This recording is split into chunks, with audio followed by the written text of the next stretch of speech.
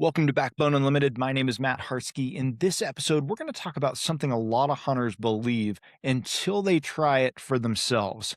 Antelope hunting is supposed to be easy. They're out in the open. You can see them from miles away. There's no dark timber, no steep mountains, no mystery about where they are. On the surface, it feels like one of the most straightforward hunts you can do in the West. With the rifle, that can be a little bit more true. With the bow, that's completely on the other end of the spectrum. And that's exactly why so many hunters end up struggling with antelope, because visibility creates confidence, but it also exposes every mistake you make. You can spot antelope all day long and still never get a real opportunity. You can blow stock after stock without understanding why, and you can walk away thinking you just had bad luck when in reality you were being outplayed the entire time. If you're not familiar with who I am, I've been hunting and guiding Western big game for over 34 years, and I've been a professional strength conditioning and nutrition coach for more than 30 years, and I'm here to help you become a more successful and consistent antelope hunter and outdoorsman. In this episode, I'm going to break down why antelope hunting isn't as easy as people think and what actually separates the hunters who consistently get it done. One of the biggest reasons antelope hunting gets underestimated is pretty simple. People can see them. You drive a two-track, glass, or ridge, and there they are. Sometimes dozens of them, feeding, bedded, moving across wide open country with nothing but short grass and sagebrush around them. It feels like the hard part is already done. But that visibility creates a false sense of confidence, because just because you can see them doesn't mean you can hunt them. In fact, the more visible they are, the more exposed you are. There's no timber to hide your movement, no terrain to break up your outline a lot of times. Every step you take has the potential to be seen from hundreds, sometimes thousands of yards away. And this is where a lot of antelope hunters make their first mistake. They spot antelope and immediately shift into action mode. No plan, no patience, just there they are, let's go. And that decision alone blows more opportunities than anything else, because antelope don't have to hide to survive. They rely on seeing danger before it ever gets close. And when you move too soon or from the wrong position, the hunt is over before it ever really begins. Seeing them is easy. Hunting them is something completely different. Antelope don't live in forgiving terrain. They live in wide open country where everything is exposed, and that changes how you have to hunt them. Hunters are used to terrain that gives them options: timber to move through, ridges to hide behind, drainages that let you close distance without being seen. Even in mule deer country, there's usually enough structure to work with. But a lot of times in antelope country, you don't get that, at least not in the way a lot of hunters expect. Instead of obvious cover, you're dealing with subtle terrain, small dips, shallow cuts, low rises, and barely noticeable folds in the ground. Features that don't look like much until you realize they're the only thing keeping you hidden. And if you don't know how to use that kind of terrain, you're exposed the entire time. This is where a lot of stalks fall apart. Hunters try to move like they would in the mountains, right? More direct, more aggressive, and visible. But in antelope country, that gets you picked off instantly. You have to think differently. You're not just moving toward the animal, you're constantly asking, what can see me right now? Because in open country, if you can see them, there's a very, very good chance that they can see you too. If there's one thing that separates antelope from almost every other animal you'll hunt in the West, it's their vision. You've all heard of it. We all know it. Most hunters know antelope have good eyesight, but very few truly understand how big of a problem that becomes once you're on the ground trying to close distance. Antelope are built to detect movement fast, subtle, and at extreme distances. It's not just about how far they can see, it's about how quickly they can pick up something that doesn't belong: a head turning, a shoulder shifting, a slow step at the wrong time, and that's all it takes. And here's where a lot of hunters get it wrong. They think distance protects them. They believe if they stay far enough away, they have room to move. But with antelope, that assumption is going to cost you over and over again, because they don't need you to be close to bust you. They just need to catch something unnatural. And that's why just move slow isn't enough here. You can move slow and still get picked apart if you're visible. You can crawl and still get seen if your timing is wrong. Beating an antelope's eyes isn't just about speed. It's about discipline, timing, and understanding exactly when you are and aren't exposed. Most antelope stalks don't fail at the end. They fail before the hunter ever makes the first real move. And the reason is simple: a poor setup, poor planning. A lot of hunters see antelope, mark their location, and immediately start closing distance from wherever they are. They don't think about their approach angles. They don't consider what the animal can see during the entire stalk. And they definitely don't plan for the last 200 yards, the part that actually determines success. By the time they realize they're exposed, it's already over. Hey, if you're serious about becoming a more complete Western hunter, you need to understand pronghorn antelope the right way. That's exactly why I created the Pronghorn Antelope Hunting ebook, a complete system for spotting, stalking, and killing pronghorn in open country.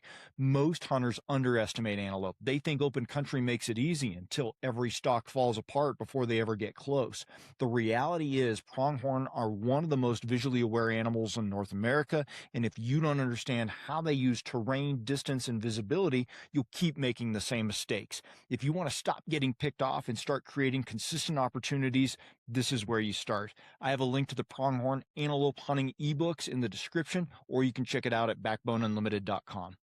Good antelope hunting starts with positioning, not movement. You have to look at the terrain and ask yourself, where do I need to be before I even begin this stalk?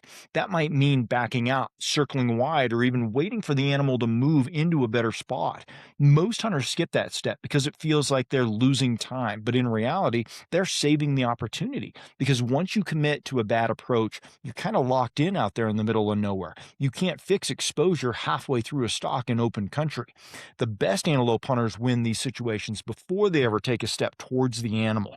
There's a common misconception with antelope hunting that wind doesn't matter much, too.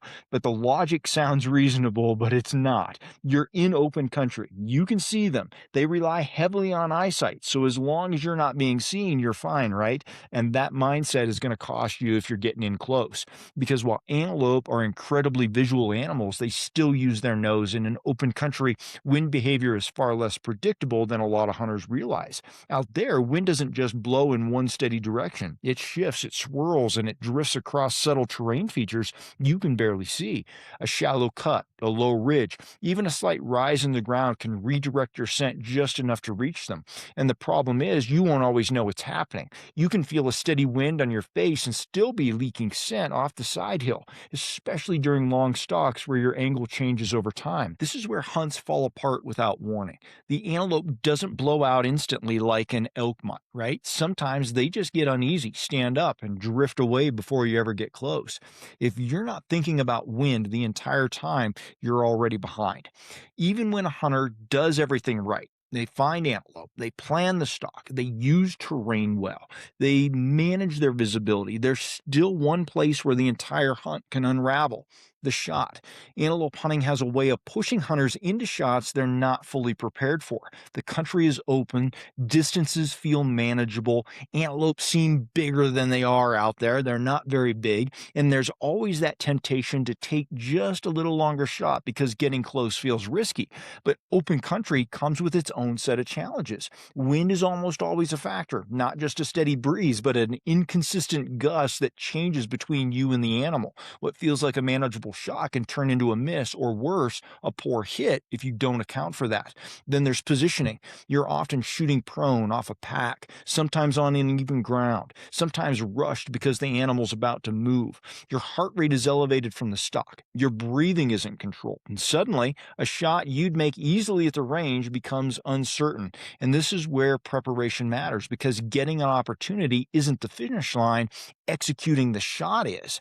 Antelope don't need many negative encounters to change how they behave either. In fact, it can happen in a matter of days. Early in the hunt, especially in areas with limited pressure, antelope can seem almost predictable. They feed in open areas, bed in visible locations, and tolerate a certain level of movement at a distance. And that's where the easy perception comes from.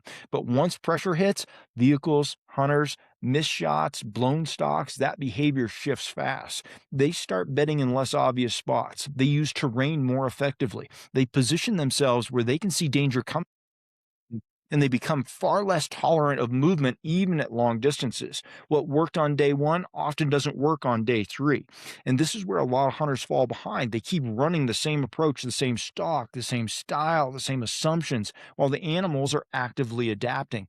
And when you don't adjust, it feels like the antelope just disappeared, but they didn't disappear. They just got better at surviving. The hunters who stay consistent are the ones who recognize that shift early and change with it, slowing down, glassing longer, and becoming far more intentional with every move they make out there in the open.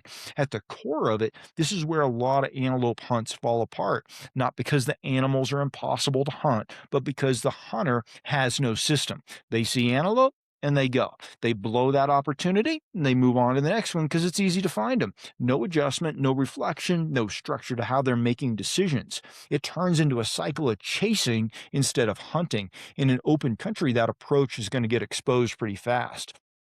Every failed stalk adds pressure. Every rushed decision teaches the antelope to be more alert. And every missed opportunity starts to feel like bad luck instead of a pattern. But it's not luck, it's a lack of discipline. The hunters who consistently fill antelope tags aren't running around hoping something works. They're operating with intent. They spend more time watching than moving. They evaluate terrain before committing. They think through wind, visibility, and positioning before ever taking a step. They have a repeatable way of approaching every situation, and that's a big difference because once you stop chasing and start running a system, the hunt slows down and your success rate's going to go up pretty fast.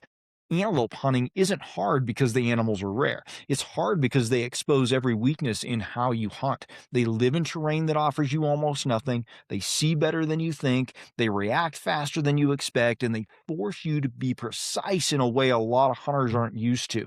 And that's why so many people walk into antelope season confident and walk out frustrated. But once you understand what's really going on, everything can start to change for you. You stop rushing, you start planning, you become more disciplined with your movement, your setups, and your decisions. And instead of chasing opportunities, you start creating them. And that's when antelope hunting becomes repeatable. Not easy, but more predictable. And if you can reach that point, you're no longer just out there hoping it works, you're in control of the hunt.